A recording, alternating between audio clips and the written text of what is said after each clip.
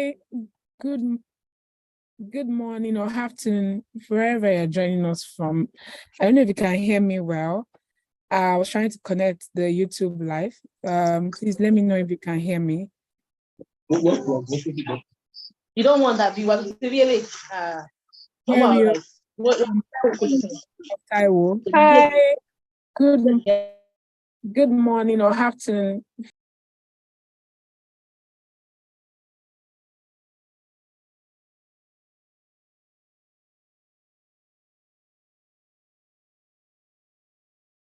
Please let me know if you can hear me. Anybody, you can just answer with the chat.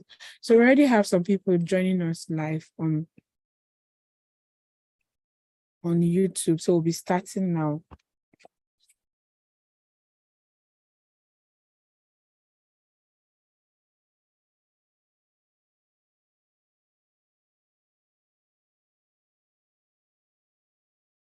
I don't know if our speaker is here and she can hear me well too, or any other person.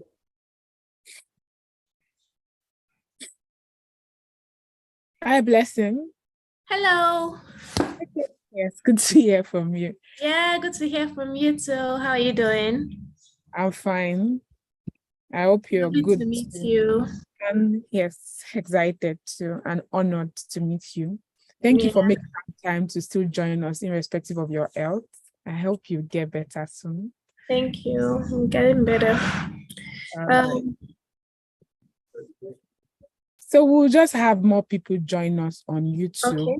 This Zoom is a closed link actually. So just few people will join us here. So it's more of a live thing. So Okpe Oluwa, can we start the meeting already? Thank you.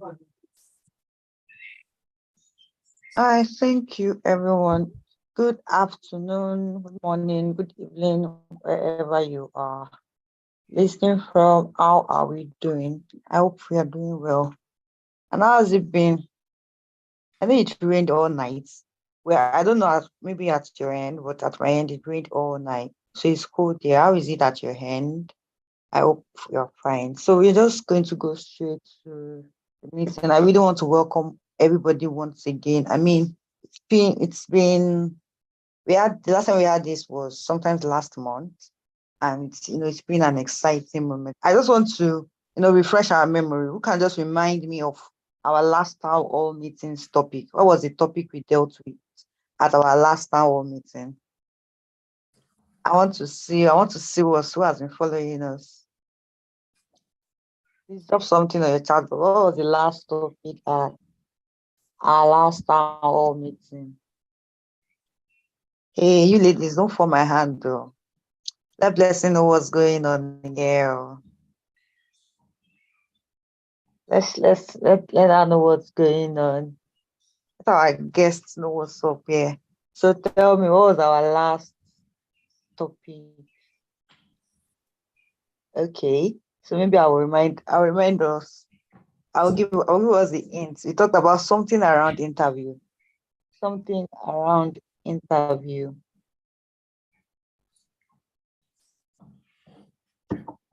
Oh, okay. But it's fine. Maybe those that attended are not yet.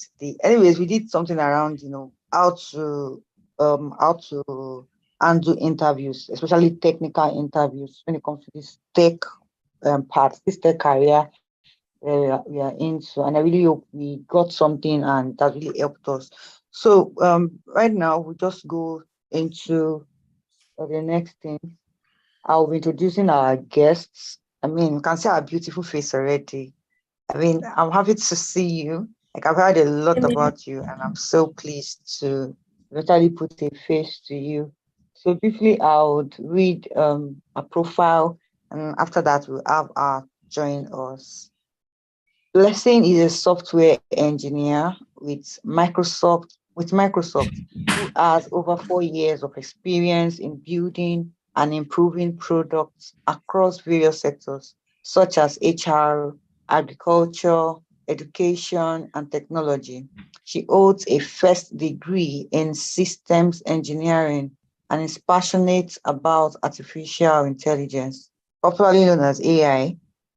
She has given talks and presentation on our journey into AI, sharing our learnings, challenges, projects, and aspirations. She has also worked with children and young people, teaching them the skills and tools of technology and mentoring them on their career choices.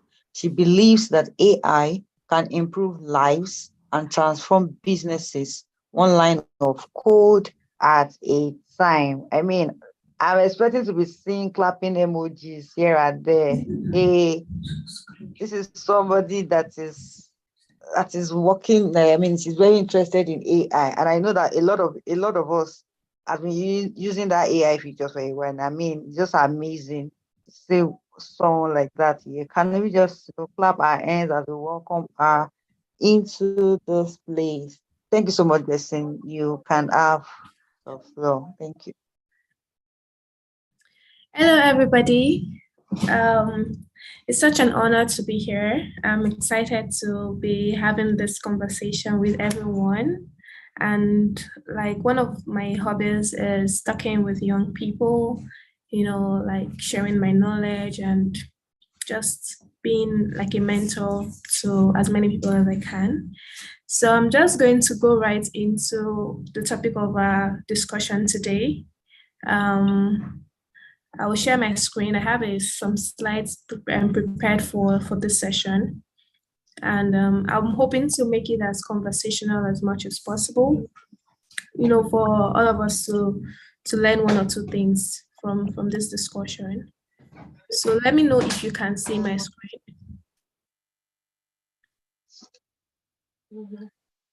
Can you guys see my screen? Okay. All right. So this is supposed to be like 20 minutes, but the slides I have prepared is quite a lot. So I'm just going to run through the slides and try as much as possible to make it as conversational as much as possible for us to have a discussion, and then we'll have some few minutes for Q&A. So just a brief introduction about me. So I'm a software engineer with Microsoft. My passion is fashion, as she has described, technology missions and education. My hobbies are meeting new people, trying out new things. And I currently volunteer with Shift Up Africa and African AI Foundation. Now, what are we going to be talking about today? We're going to be understanding the importance of confidence. We'll learn about the gender gap in technology. We'll learn about the different confidence challenges. This is where we would have a few discussions on this. And then we'll learn about specific tips for building confidence, and we would also understand how to overcome imposter syndrome. I'm very sure a number of us are very familiar with this called imposter syndrome, and it's a good time for us to like understand what it is and how to overcome it. Now, we've seen a significant progress with the gender gap in technology. And if you understand what gender gap is, basically is we've seen like just very few women being represented in tech, just very few women being software engineers, data scientists, and there's a lot of reasons why that has been the case from the beginning. But now a lot of organizations are trying to close the gap by carrying out different initiatives. However, we've also noticed that there has been some progress, but we still have a lot of women being underrepresented. And one of the statistics that shown that to kind of address this and bring a solution to this, having confidence as a woman in tech plays a very key role in being a part of the solution in closing the gender gap in technology. And I'm going to explain why in a bit. And one of the reasons, so it's basically, we see that solution leads to increased, like when you have confidence, it increases your job opportunities and your career growth. It enhances communication and collaborations with the people that you work with. It helps you to build resilience in the face of challenges, and it gives you the ability to take on leadership roles. I'm going to be sharing a little bit on my own personal experience and my journey into tech. And the purpose and the importance for this slide is just to guide us on why it's important, learn about different experiences and, share our own stories, so that we can find a way to relate to it.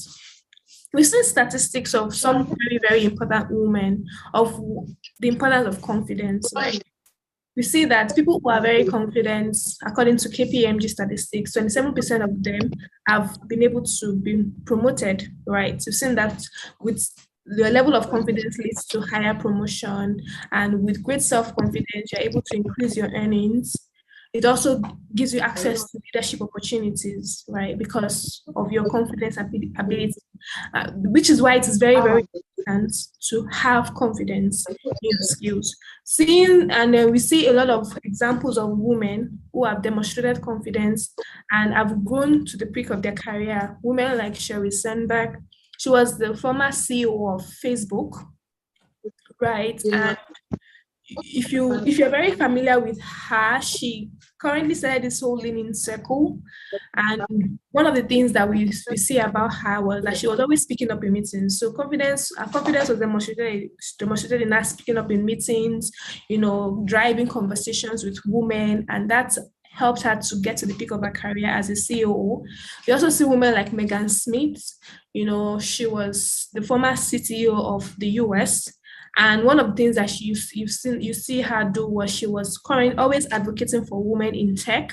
And then Anita Borg currently holds the largest Women in Tech conference, Grace Hopper's conference, where she brings a large number of women together to be inspired and a lot of that. And many of us here on the call, all at different levels in our confidence journey. Myself, you, Peace, Taiwo, all of us are women who have, currently at different levels in our journey, are rising up the ladder in our career. And then I want us to talk about some confidence challenges, because we've seen statistics of how confidence has helped women achieve really significant results in their career. And now we want to talk about some of the confidence challenges that you may be familiar with. I would like us to just share in the channel, some confidence challenges that you may have experienced. What are some confidence challenges that you may have experienced? If you think about yourself, what are the things that made it difficult for you to be confident? If you can unmute yourself and speak, that would be nice. But if you want to put it in the chat, that would also be great. I'll be reading the conversation in the chat. Shyness, very good. Yeah, what else? You've said shyness. I'll talk about my own self. Who else? Who else wants to share? Who else wants to share? Fear, fantastic. Feeling of not being enough, fantastic. And we're going to be addressing this very much in the chats in this conversation. Feeling of not being enough. That feeling of not being enough is called imposter syndrome. So part of what I'm going to be sharing today is what it means and how to overcome it. So for myself, I've noticed there are a couple of things that have contributed to some confidence challenges, things like stereotypes and biases. I'm going to go into details of what this exactly means: the fear of failure, lack of representation, and comparison with peers. Stereotypes and biases stems from you feeling like, oh, this particular field is just for guys alone, which is one of the things that contributed to the gender gap in technology. They actually felt like, oh, computer science is mainly for guys, women are not supposed to venture into that. So a lot of women did not see themselves becoming engineers or the likes. And you will still see a couple of women still feel that way. They don't feel like, oh, I'm supposed to be doing this. So that has kind of impacted and impeded on their confidence. And like somebody said, the fear of failure too has also been a very big issue with contributors to come to lack of confidence. And what that means is you feel like you don't want to fail, so you don't want to even try anything at all. And the lack of representation in the sense that we don't see many women in technology, so you feel like you'll be the only one there, right? So you feel like an imposter, like Sarah said, not feeling like she's good enough because maybe she's the only one on her team. A good example was for the number of years I've worked in my career, I've always been the only woman on my team as a female. And at the beginning of my career, it was a little bit impacting on my confidence, but over time, I learned how to navigate that situation and give the right interpretation to that scenario, which is something I'm also going to be sharing as well, because it's very true that like there are not many women in tech, and sometimes it might be the only woman on your team. But to navigate that, you need to have the right perspective to what that really means. So these are some of the common challenges that people face. And also comparison with your peers. When you continue to compare yourself with your peer, like feeling that, oh, somebody is doing better than you, it also impacts on your own confidence. There are also a few statistics that has been used to address this.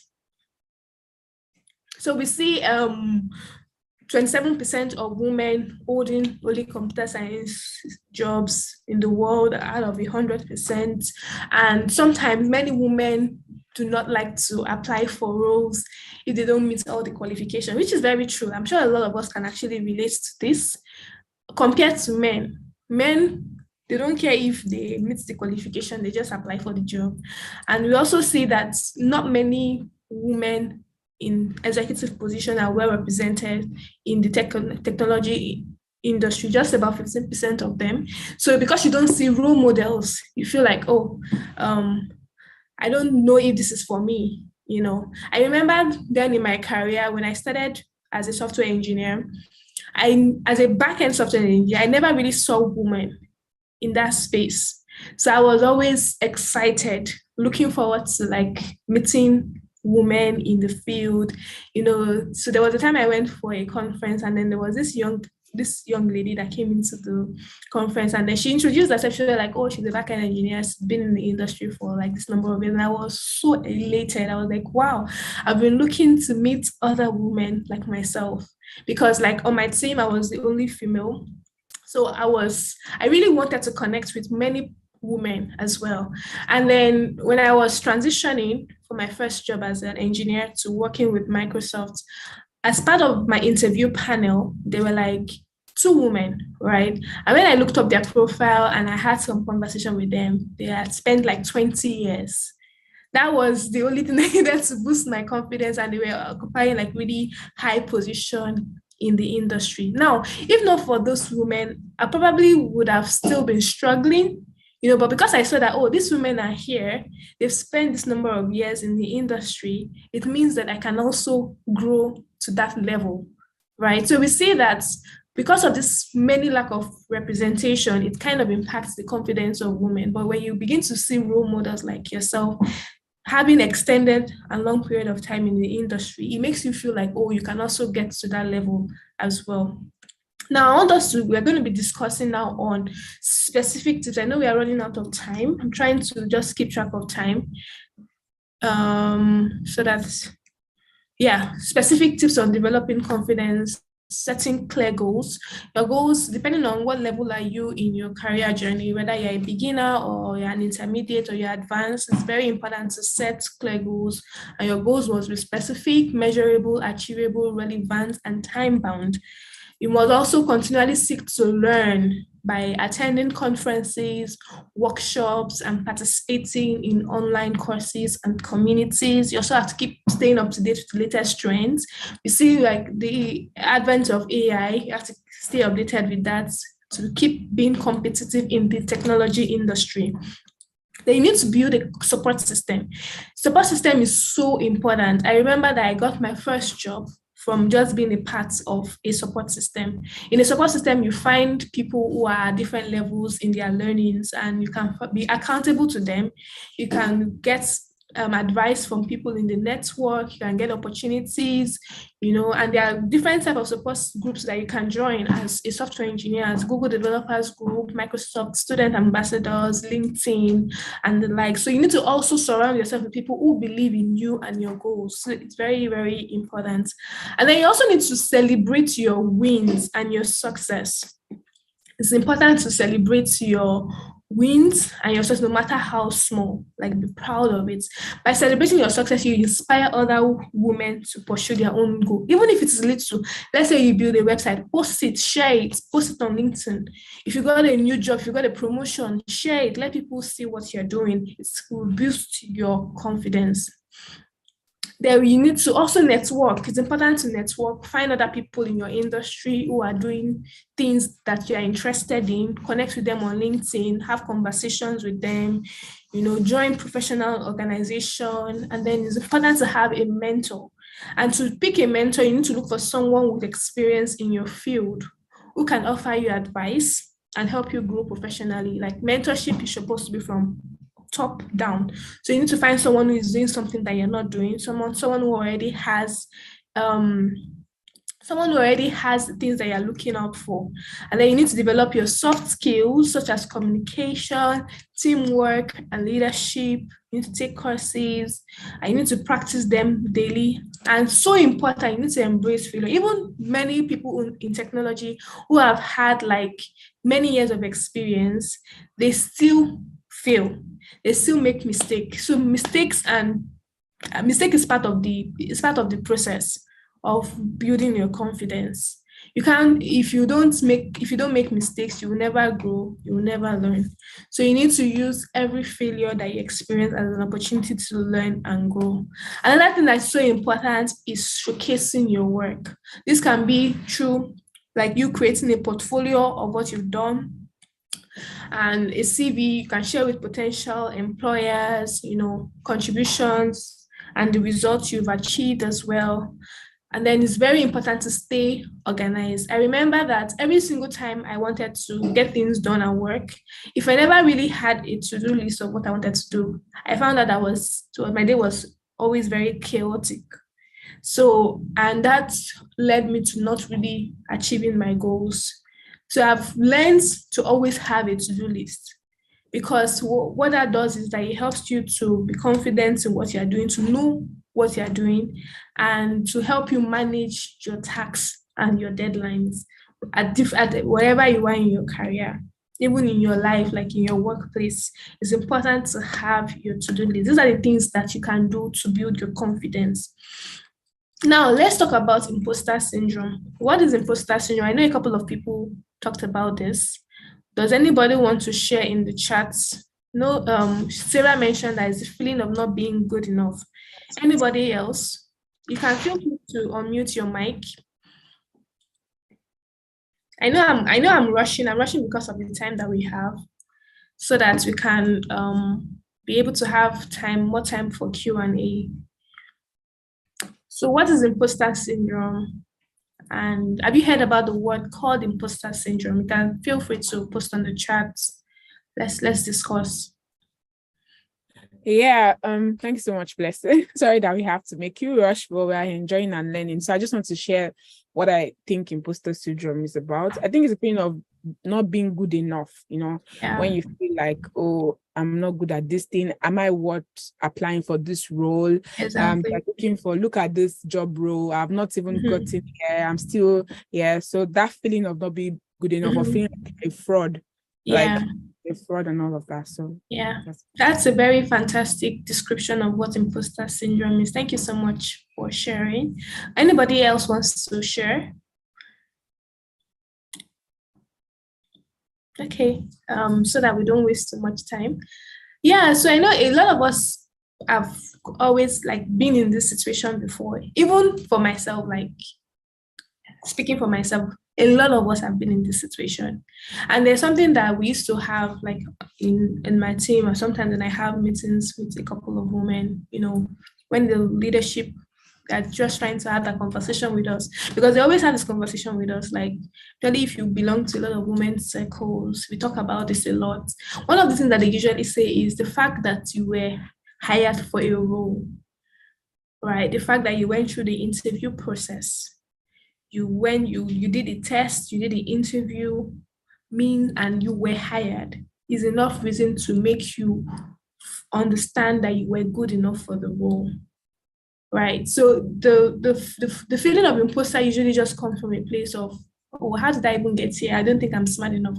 But the fact that you actually, because I mean, no company will take a bet on you if they didn't see your potential. So they actually believed in you. They believed that you were smart enough for them to even give you the job in the first place. Right. So that's one thing that's if you've gotten into your role and you now start feeling like an imposter after you've gotten the role. That's one way to think about it. And then another way to think about it is, as long as you've learned, I'm going to share a very practical experience of my own journey. As long as you've learned and you believe in yourself, you are good enough. So I remember when I finished from university, I wanted to venture into the field of artificial intelligence. I spoke to a mentor, and then he shared a couple of resources, and I started learning how to code.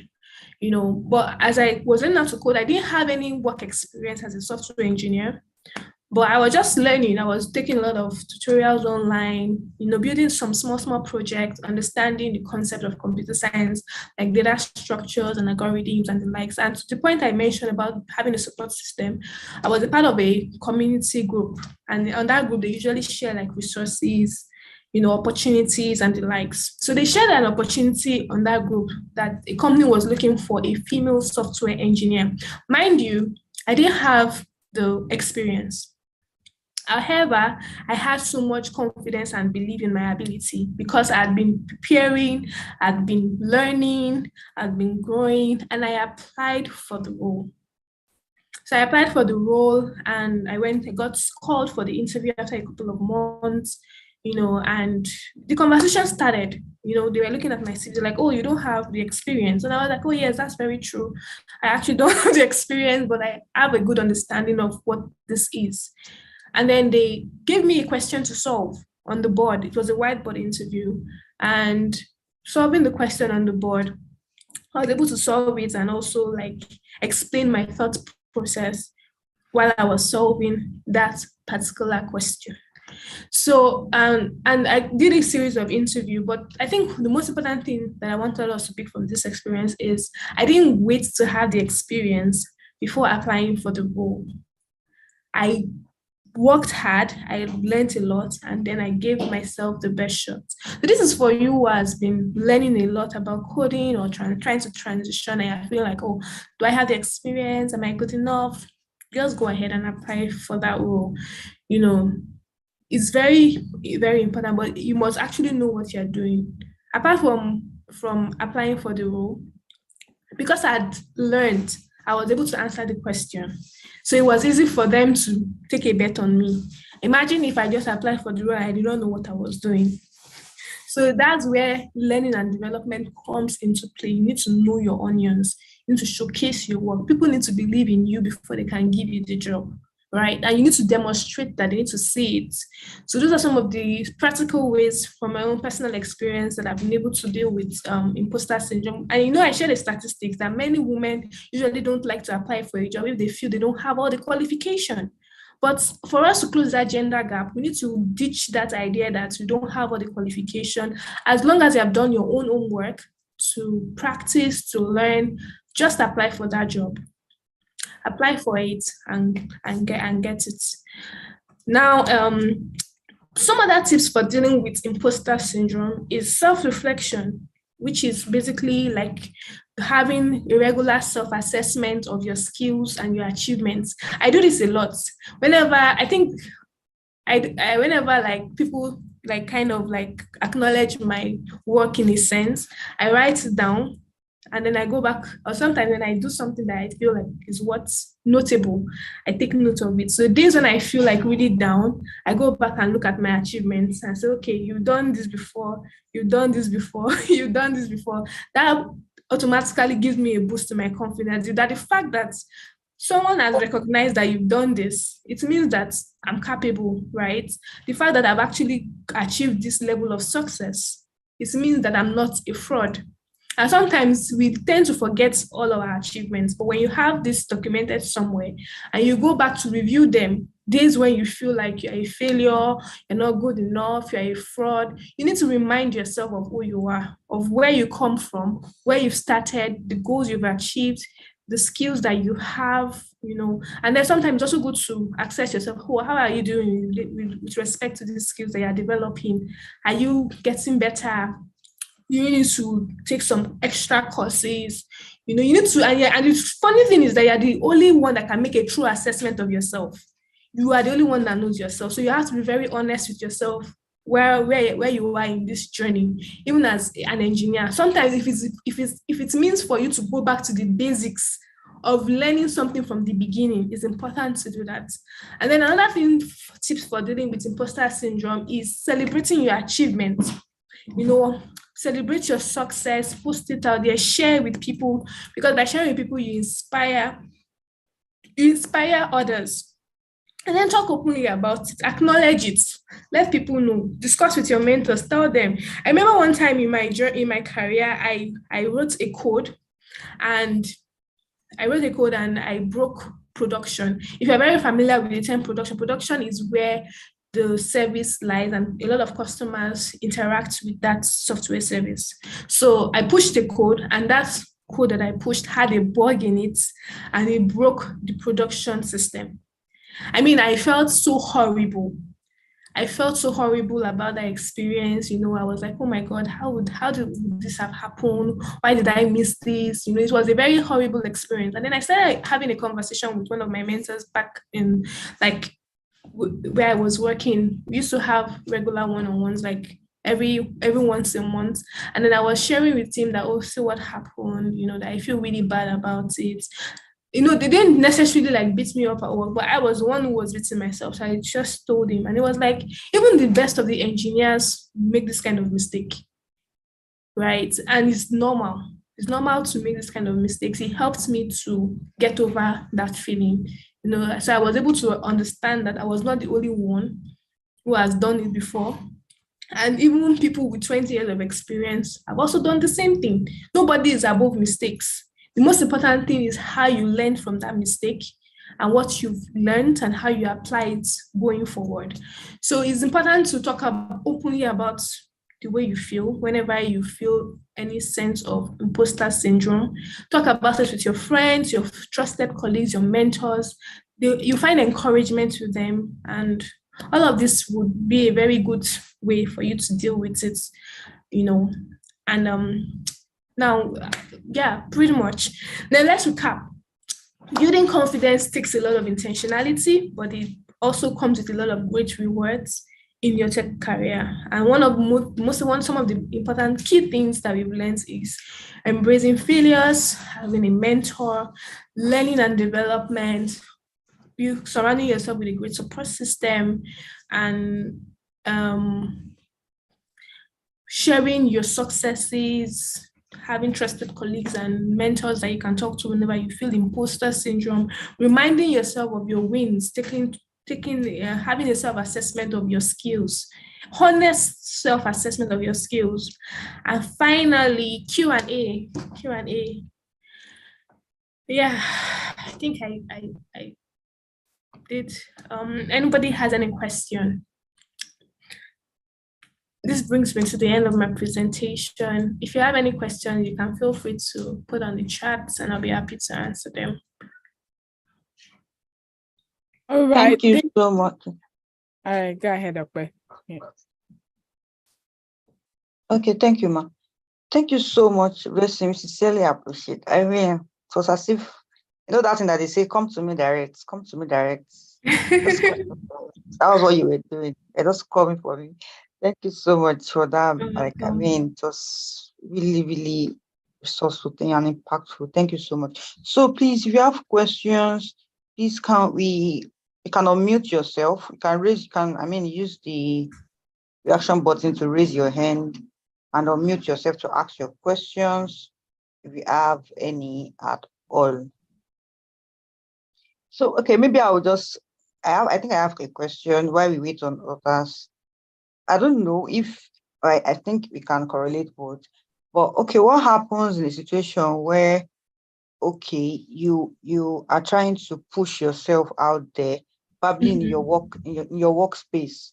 You have actually been dealing with this confidence thing, and probably the moment you decide to come out of your shell, and start putting yourself out there for people to know that you can do this thing, you understand this thing, all of that. And there's this space of probably neglecting your opinion.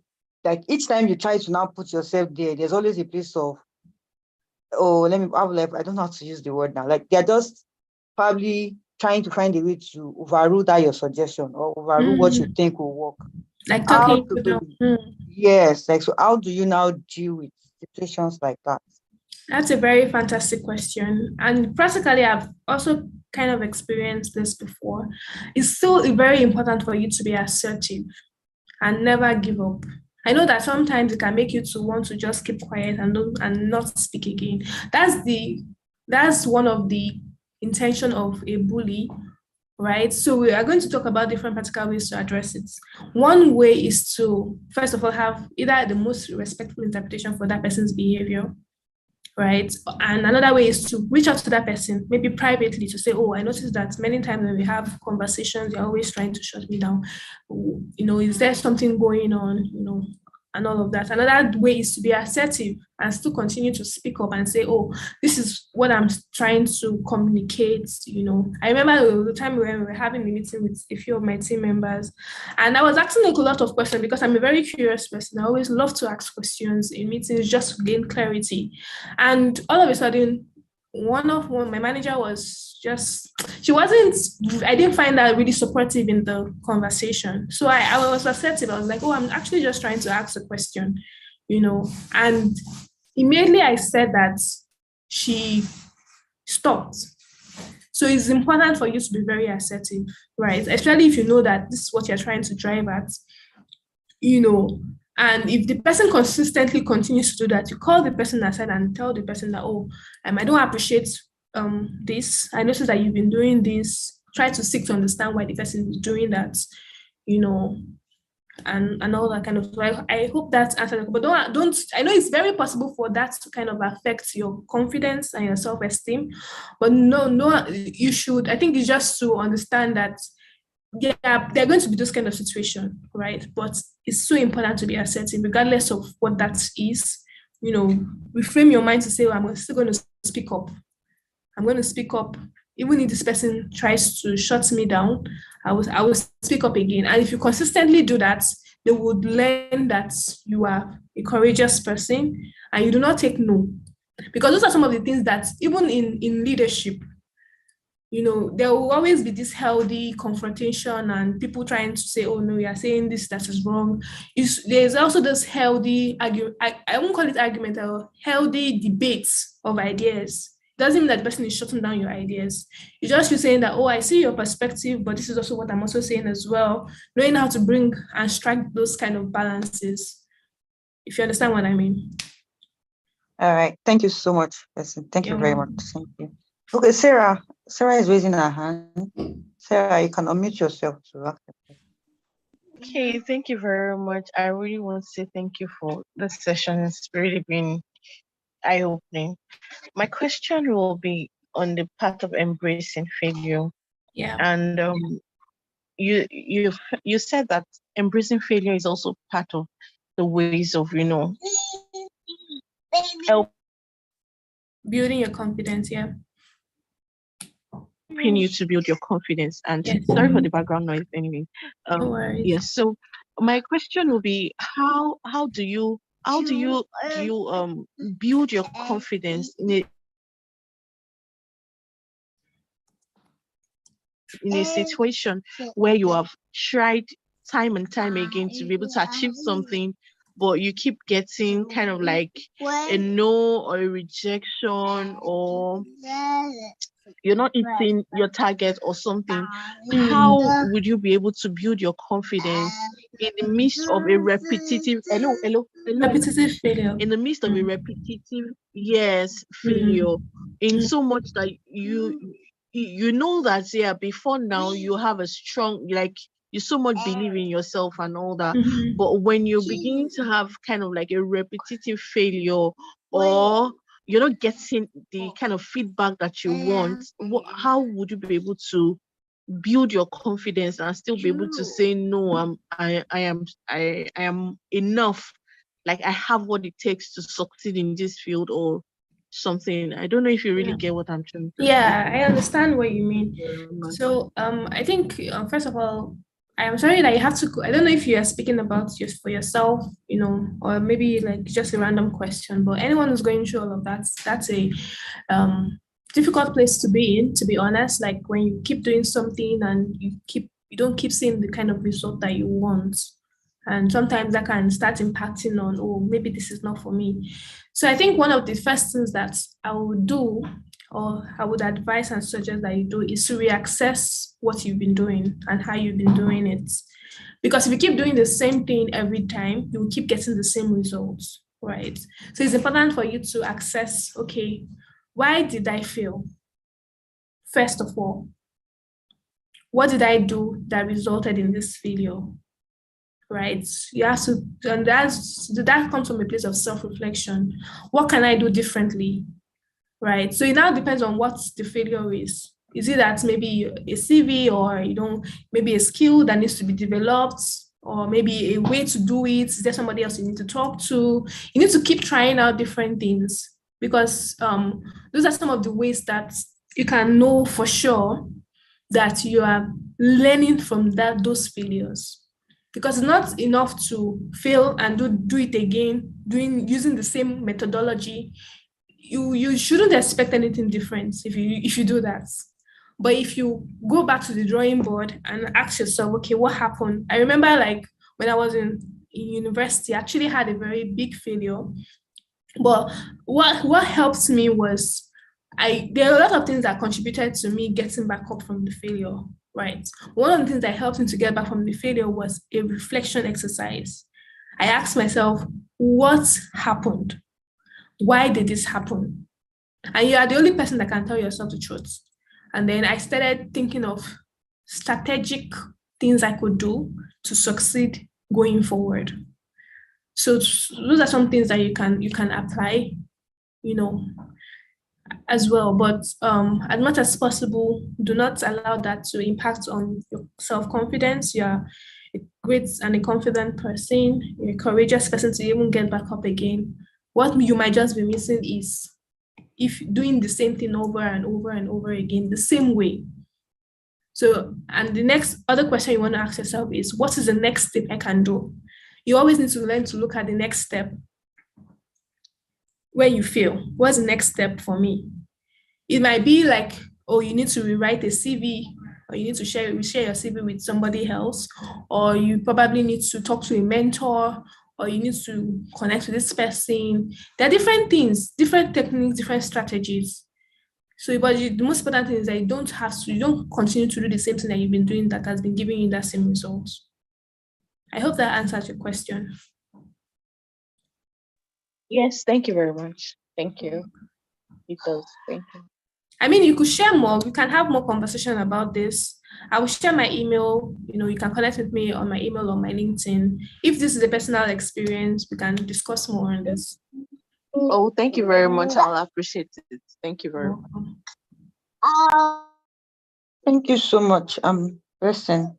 Thank you. So, okay, there's just a question in the chat, but not really about this, but it's more of if you're available for a mentorship class, probably you do some, yeah.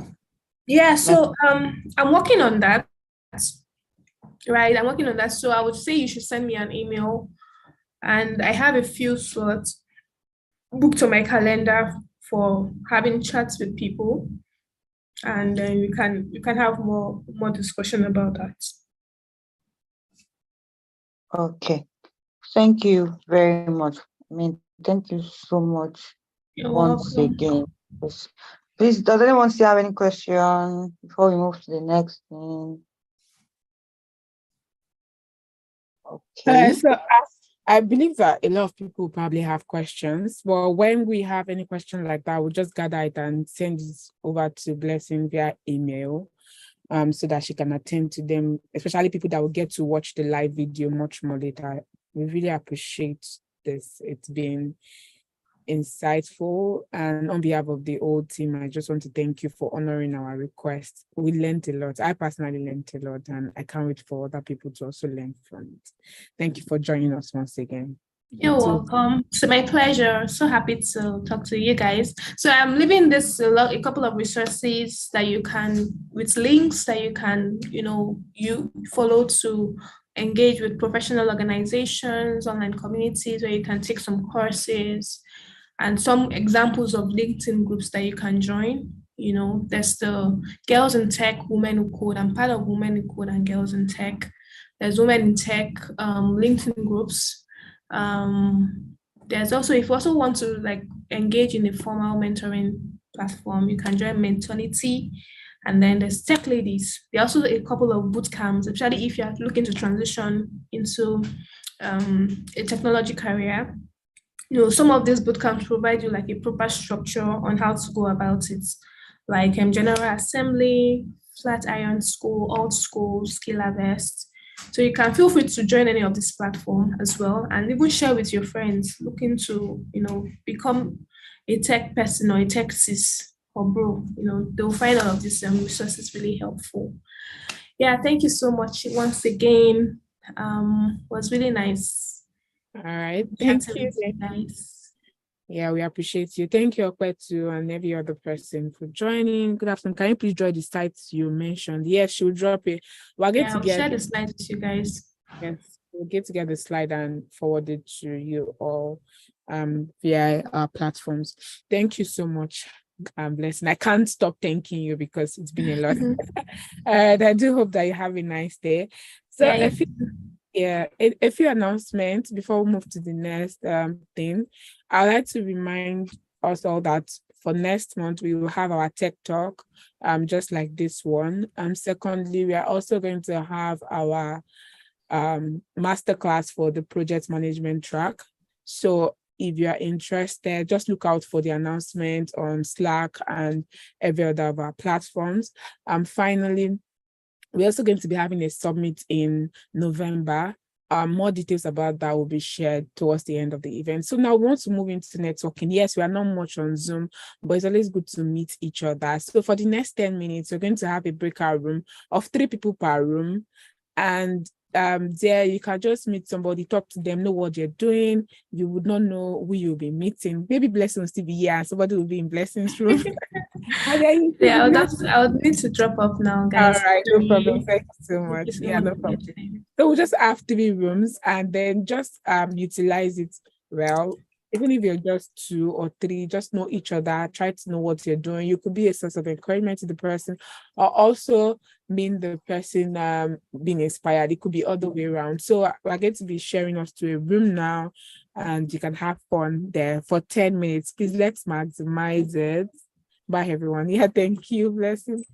So let's maximize that a minute. So it's 2 rooms now, actually. Yes, 2 rooms. So please, let's join our room.